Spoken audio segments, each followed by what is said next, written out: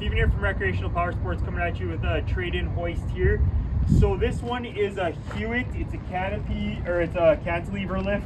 It's a 36-108, so that means 3,600 pound capacity, 108 inches wide in between the posts. So it does have adjustable legs, so all 4 legs are adjustable. And it is a cantilever style, so basically it folds down and up, all kind of like that kind of motion, right? So that's how it lifts it up.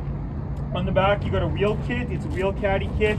So you slide these bars down and lift up on the whole cradle, the wheels come down and pop it out of the water. So it does have a wheel kit on it, and it is there to kind of pop the back end out of the water and allow it to roll in and out. It will be a super light lift because it is cantilever.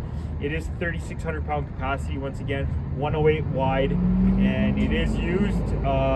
Not easy on the eyes, but it is ready to go. So if you want to check out this unit or any others, check us out online, recreationalpowersports.com, or come on down to the dealer. I'll be happy to show you them.